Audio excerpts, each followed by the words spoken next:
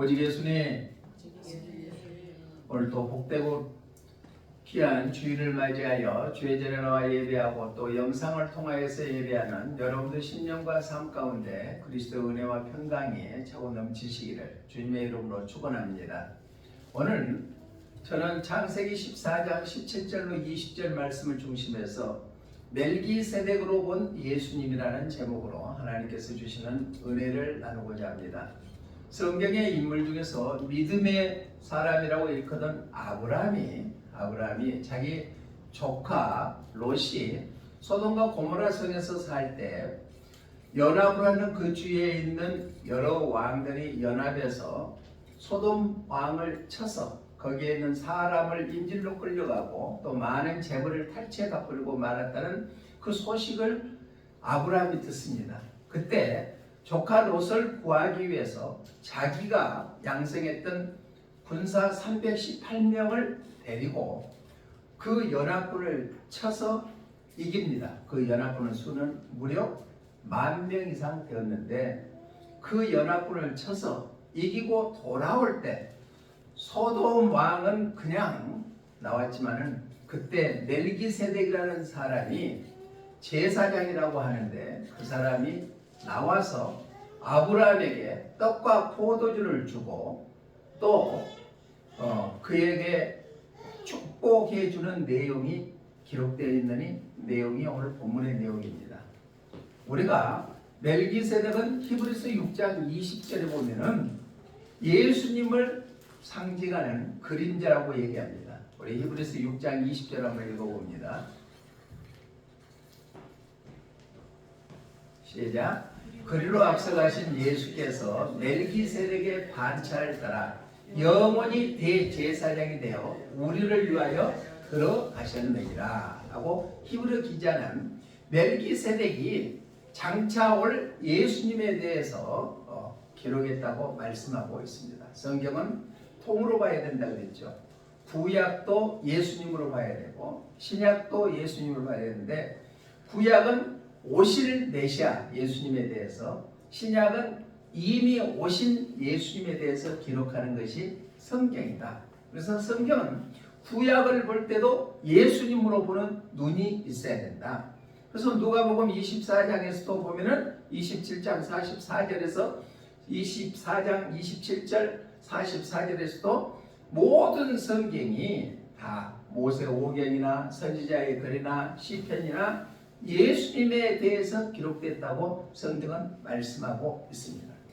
오늘 그러면 멜기세덱을 통하여서 예수님이 어떤 분인가 다시 한번 말씀을 통하여서 깨닫고 그 예수님을 나의 구주로 영접하고 살아가는 우리들의 삶이 그분이 어떤 분인가를 우리가 알고 산다면 우리의 삶이 어떤 삶을 산다 할지라도 우리는 넉넉히 이겨 승리하는 삶이 되게 될 줄로 믿습니다. 그러면 멜기세덱으로 본 예수님의 첫 번째는 어떤 모습이었는가? 아브라함이 소돔 왕을 쳐서 패배시켰던 오멜이라고 연합하여서 했던 사람들을 전쟁을 하고 이기고 돌아오니까 바로 멜기세덱이 나와서 그 아브라함에게 떡과 포도주를 줍니다. 떡과 포도주는 무엇을 상징할까요? 예수님이 십자가에 돌아갔을 때 살과 피를 의미하죠. 그러니까 멜기세덱이 그 아브라함에게 떡과 포도주를 줬다는 것은 예수님께서 장차 오실 메시아께서 예수님께서 우리를 죄 가운데서 구원하기 위해서 십자가의 죽으심으로 우리에게 은혜를 베풀어 주셨다는 것을 상징하고 있습니다.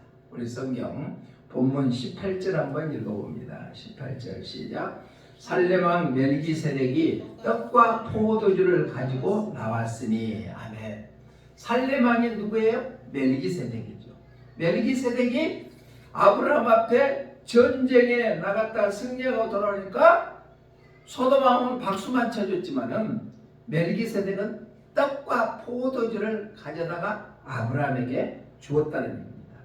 이 말씀은 적용적 해석으로 봤을 때 장차 예수님이 이 땅에 오셔서 그를 믿는 성도들에게 십자가의 구원의 은혜를 베푸실 예수님의 모습을 보여줬다. 여기서 나왔으니 라는 단어는 야차라는 단어를 쓰고 있는데 나가다, 앞으로 가다, 나타나다 라는 의미를 나타내고 있습니다. 아브라함을 위로하고 축복해 주기 위해서 그가 멜기세덱이 아브라함 앞에 나왔다는 얘기입니다.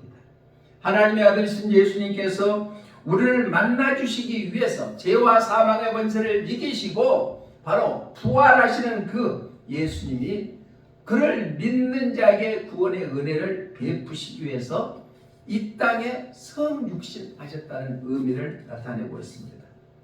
또 떡과 포도주는 마지막 최후 만찬 때 제자들에게 나누어지는 만찬이 바로 떡과 포도주였죠. 그것을 보여주는 그림자라고 볼 수가 있습니다. 예수님의 십자가 구원이 없으면 죄와 사망에서 결코 이길 수 없고 죄 용서 받을 수도 없는 그런 상태에 놓여 있죠. 예수님께서는 직접 요한복음 3장 14절로 16절에서는 모세가 광야에서 뱀을 든 것 같이 인자도 들려야 한다고 말씀하고 있습니다. 우리 함께 읽어봅니다. 시작. 모세가 광야에서 뱀을 든 것 같이 인자도 들려야 하리니 이는 그를 믿는 자마다 영생을 얻게 하려 하시니라. 하나님이 세상을 이처럼 사랑하사 독생자를 주셨으니 이는 그를 믿는 자마다 멸망하지 않고 영생을 얻게 하려 하시니라. 아멘. 예수님 믿으시죠? 하나님의 사랑을 체험했죠? 그러면 영원히 죽지 않은 영생의 복을 우리는 이미 받게 된 줄로 믿습니다.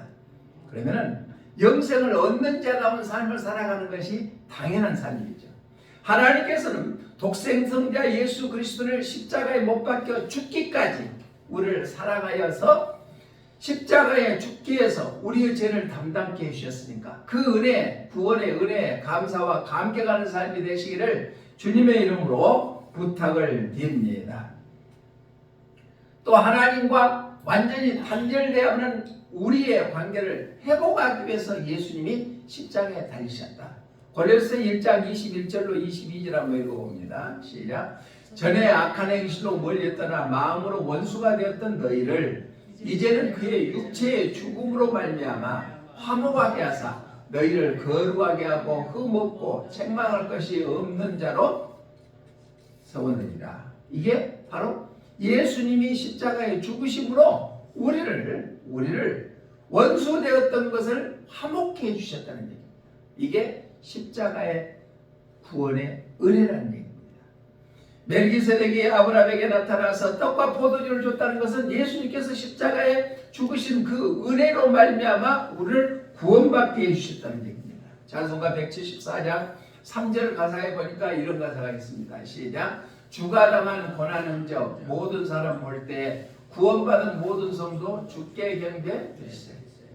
자, 우리는 구원의 은혜에 감사하고 감격하고 예배에 참여하는 자가 되었을 때 그 예배가 진정한 참된 예배자가 되고 하나님이 기뻐 받으시는 그런 예배자가 될 줄로 믿습니다. 우리는 십자가의 구원의 은혜로 구원받았습니다. 이 세상에 많은 사람들과 더불어서 살고 있지만은 우리는 구별하여 하나님께서 택한 백성이다. 예수님 십자가의 구원은 우리가 은혜라는 얘기입니다. 십자가만이 우리의 신학이다. 마틴 루터는 이렇게 했습니다. 우리의 신앙, 우리의 구원은 다른 어떤 철학이나 사상이나 인간의 노력이 아니라 오직 십자가에서 시작되고 십자가에서 완성됩니다. 다른 길은 없습니다. 오늘 본문의 멜기세덱이 아브라함에게 떡과 포도주를 가지고 나온 것은 십자가에서 우리를 구원하시는 예수님이라는 사실입니다.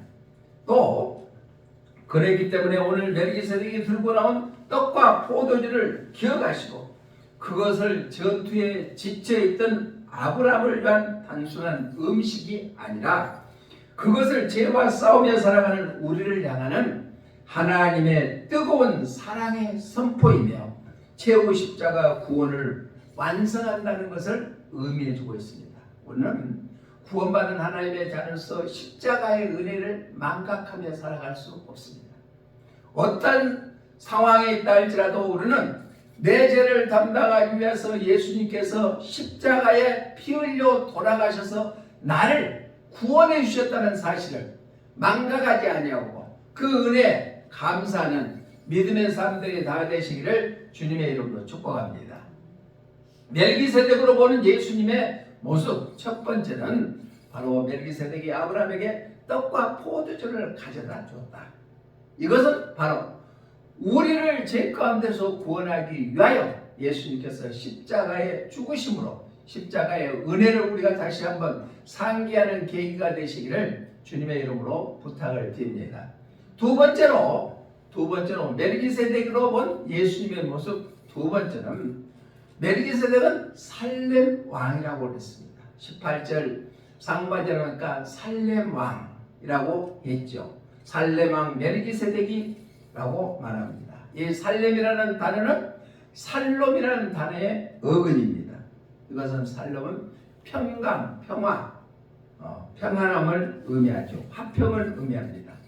아브라함은 방금 끔찍한 전쟁을 치르고 왔습니다. 그의 마음에는 승리의 기쁨도 있었겠지만 전투에 대한 긴장감 속에 사로잡힐 수도 있었습니다. 또 얼마나 필요했겠습니까? 318명이라는 군사를 데리고 10,000명에 가까운 대적을 싸워서 이기게 한다는 것은 쉬운 일이 아니죠. 승리의 기쁨도 있지만 그 마음속에 긴장과 피로함도 자리를 잡았을 것입니다. 인간적인 두려움이 무엇겠습니까? 그때 평강의 왕인 멜기세덱이 그 아브라함 앞에 나왔다는 얘기입니다. 예수님의 탄생을 예언했던 이사야 선지자는 이사야서 9장 6절에서 예수님은 평강의 왕이라고 했습니다. 이사야서 9장 6절 한번 읽어봅니다. 시작. 이는 한 아이가 우리에게 낳았고 한 아들을 우리에게 주신 바 되었는데 그의 이름은 기묘자라 모사라 전능하신 하나님이라 영존하시는 아버지라 평강의 왕이라 할 것이니라. 평강의 왕이라 할 것이다. 그러니까 예수님은 우리에게 평안을 주기 위해서 오시는 예수님이라는 얘기예요. 그러니까 예수님 믿는 사람들은 다 얘기하죠.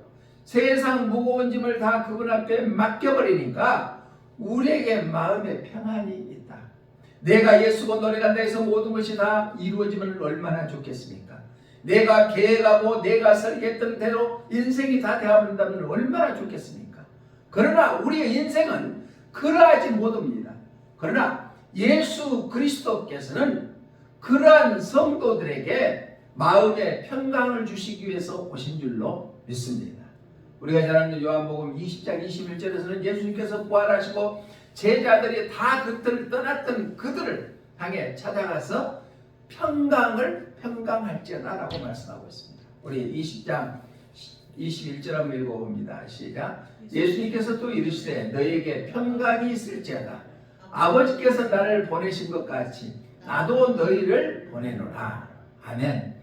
평강의 왕 살롬의 왕 멜기세덱이 아브라함에게 찾아온 것처럼 오늘 우리에게도 평강의 왕 예수님께서 우리를 찾아오신 줄로 믿습니다.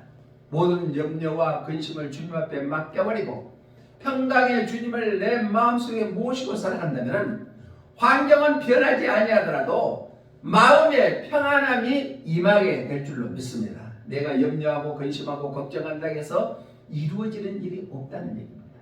그래서 성경학자는 이렇게 해야 합니다. 성경에서 두려워하지 말라 라는 단어가 365번이나 나온대요.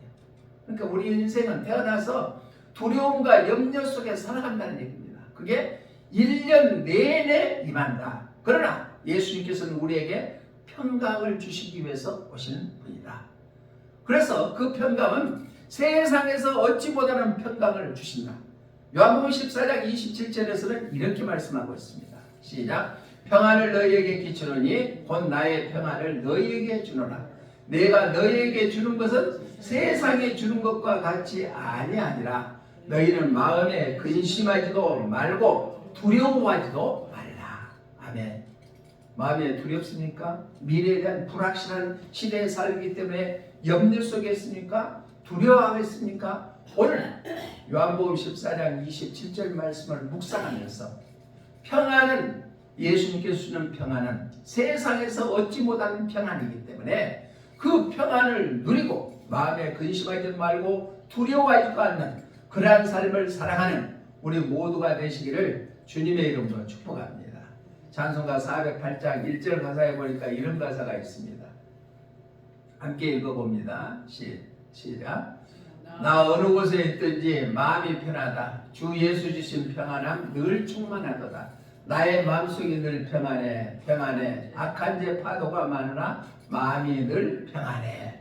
이러한 평안을 예수 안에서 누리는 주인공들이 다 되시기를 주님의 이름으로 부탁을 드립니다. 예수님께서는 하나님과 화평을 누리기 위해서 오셨다고 했습니다. 로마서 5장 1절 한번 읽어봅니다. 그 앞에 시작. 그러므로 우리가 믿음으로 의롭다 하심을 받았으니 우리 주 예수 그리스도로 말미암아 하나님과 화평을 누리자. 하나님은 한 번도 우리를 떠나지도 아니하시고 버리지도 아니하시고 눈동자같이 우리를 지키시고 보호해 주시는 분이 하나님이신 줄로 믿습니다. 그 하나님과 하나 되기 위해서 화평을 누리기 위해서 누가 오셨다고요? 예수님이 이 땅에 오셨다. 예수님을 나의 구주로 믿고 받아들이는 사람들은 우리가 하나님이 주시는 그 평강을 누리고 예수님이 주시는 그 평안함을 누리는 주인공들이 다 되시기를 주님의 이름으로 축복합니다. 어느 최고의 미술 대회가 열렸습니다. 그 주제가 뭐였냐? 평안함이었습니다. 그런데 그 평안함이 잔잔한 호숫가에서 아주 숲속에 편안한 그림을 많은 사람들이 상상했는데 1등으로 당선되는 것은 비바람이 몰아치는 절벽 위에서 새 둥지 안에서 어미가 새끼를 품고 있는 그 그림이 1등으로 당선됐답니다. 우리 인생을 살아갈 때는 모든 것이 다 편안하게 이루어지는 것이 아닙니다. 때로는 폭풍과 몰아치고 눈보라가 휘몰아치고 태풍이 오고 또 이 정도로 시험이 지나갔다 싶으면 또 다른 어려움이 우리를 엄습할 때가 있습니다. 그럴 때 진정한 예수를 믿는 사람들은 예수님께서 주는 평안함을 누리게 될 줄로 믿습니다. 오늘 멜기세덱이 아브라함에게 지치고 피곤해 있던 그에게 찾아와서 평안을 허락해 주신 것처럼 예수님이 평안을 주시기 위해서 이 땅에 오시는 것처럼 우리도 구원받은 하나님에 대해서 참된 평안함을 누리는 귀한 사람들이 되시기를 주님의 이름으로 축원합니다. 세 번째로 멜기세덱으로 본 예수님의 모습은 첫 번째는 십자가의 은혜로 우리를 구원해 주시는 그 은혜를 기억해야 된다. 두 번째는 살레망 멜기세덱, 평안으로 우리를 인도해 주시는 그 예수님. 세 번째는 바로 아브라함에게 축복해 주는 것처럼 축복받게 하시는 예수님이시다. 복받기 원하시죠? 아멘 하신 분은 그대로 임하게 될 줄로 믿습니다. 19절 한번 읽어봅니다. 19절 시작. 그가 아브라함에게 축복하여 이르되 천지의 주제이시오 지극히 높으신 하나님이여 아브라함에게 복을 주옵소서. 아멘. 아브라함에게 복을 주옵소서. 그러니까 예수님께서는 구원받은 성도들에게 복 주시기 위해서 오시는 분이신 줄로 믿습니다. 그 복을 받아 누리는 귀한 사람들이 되시기를 주님의 이름으로 부탁을 드립니다. 여기서 복을 주옵소서라는 히브리어 단어는 바라크라는 단어를 쓰고 있는데 바로 축복하다, 무릎 꿇다, 예배하다, 찬양하다는 의미를 나타내고 있습니다. 멜기세덱의 축복은 단순히 아브라함이 잘되기를 바라는 인간적인 기원이 아니라 천재의 주시의 주제이시는 하나님께 아브라함을 연결시켜 줬다는 얘기입니다. 우리가 가장 복받기 위하는 것은 하나님과 나와 올바른 관계인 줄로 믿습니다. 바른 관계가 이루어지는 것. 죄악이 틈새를 벌려버렸던 하나님과 우리의 관계를 죄 용서함 받아서 다시 연결되는 것처럼 우리가 구원받은 하나님의 자녀들은 하나님의 뜻 안에서 살아가는 바른 신앙의 기본을 갖추는 것이 바로 복받는 길인 줄로 믿습니다.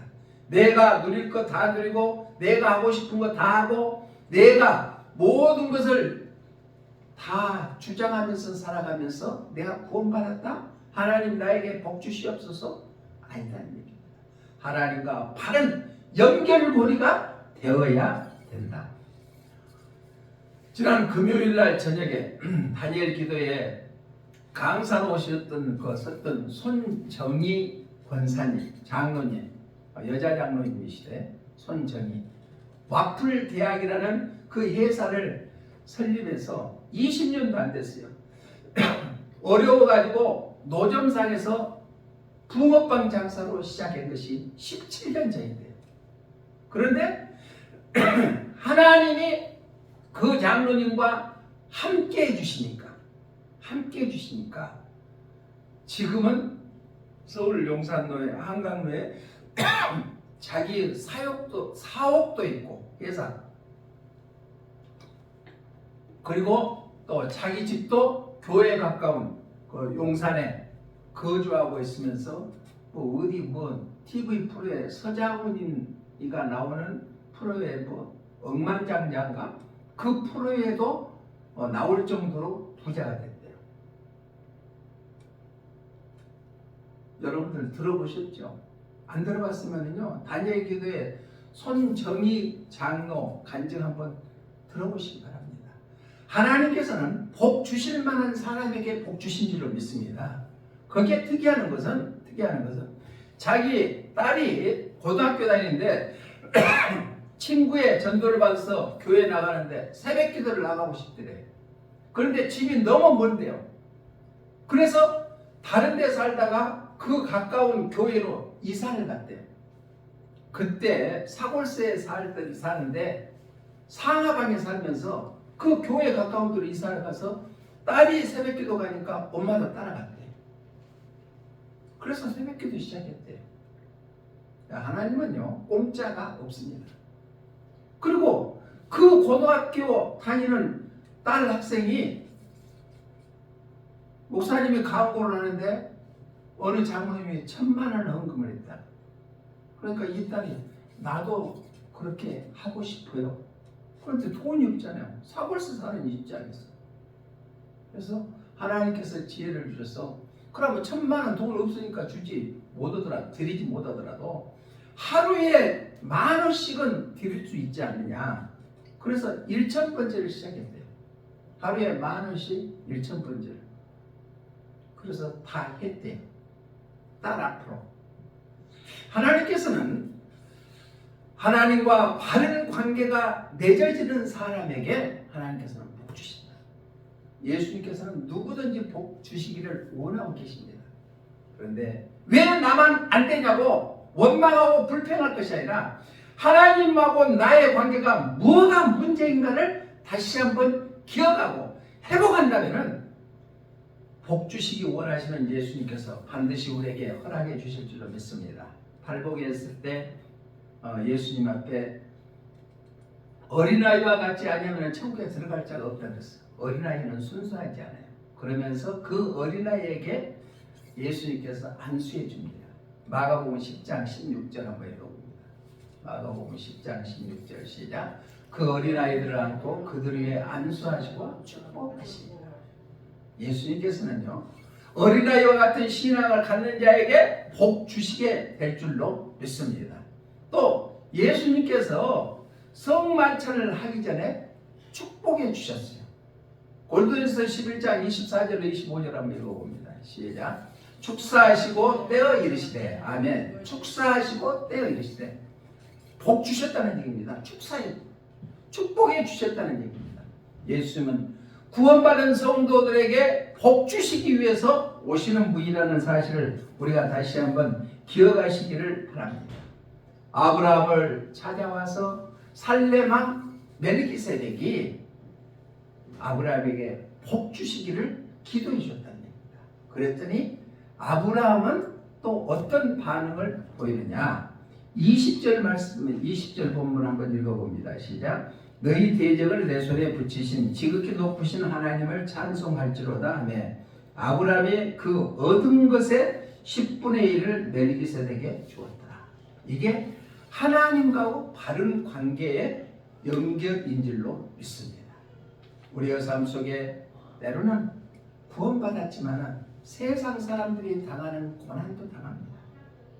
어제 저녁에 간증했던 김재원 어나운서는 그냥 그렇게 유명한 어나운서가 되는 것이 아니라는 얘기예요. 준비를 철저히 했더니 하나님께서 들어서 사용해 주셨어요. 우리의 삶 속에 때로는 힘들고 어려움이 있었을 때 우리는 철저히 하나님과 바른 관계를 갖고 또 준비된 신앙을 가진다면 살아계신 하나님께서 결코 버려두지 아니하고 우리에게 필요한 것마다 공급해 주시는 놀라운 은혜가 넘치게 될 줄로 믿습니다. 말씀을 정리합니다. 오늘 멜기세덱으로 보는 예수님의 모습은 어떤 모습일까? 첫 번째, 아브라함에게 전쟁에 힘들고 지쳤지만 살레망 멜기세덱이 나와서 바로 떡과 포도주를 줬다. 이것은 바로 십자가의 구원의 은혜를 주시는 분이 예수님이시다. 두 번째는 살레망으로 다가섰다. 우리에게 구원받은 하나님 자들은 바로 평강의 복을 허락해 주신다. 마지막 세 번째는 멜기세덱이 아브라함을 복 주셨다며. 구원받은 하나님 자들에게 예수님께서는 우리에게 복 주시기를 원하고 계신 줄로 믿습니다. 그러한 복을 마음껏 받아 누리는 그러한 삶들이 되시기를 주님의 이름으로 축원합니다. 기도하겠습니다. 살아계신 하나님 아버지 감사합니다. 오늘 멜기세덱이 지치고 고난 아브라함에게 찾아와서 떡과 포도주를 주며 또한 복을 허락하여 주시는 것처럼 구원받는 우리들에게도 십자가의 구원의 은혜를 허락하여 주시고 또 평강을 허락해 주실 뿐만 아니라 우리에게 필요한 복도 예비하여서 주신 줄로 믿습니다. 그 복을 마음껏 받아 누릴 수 있는 주인공들이 다 되게 하여 주시옵소서. 다시 오실 예수님 이름으로 기도드리옵나이다. 아멘.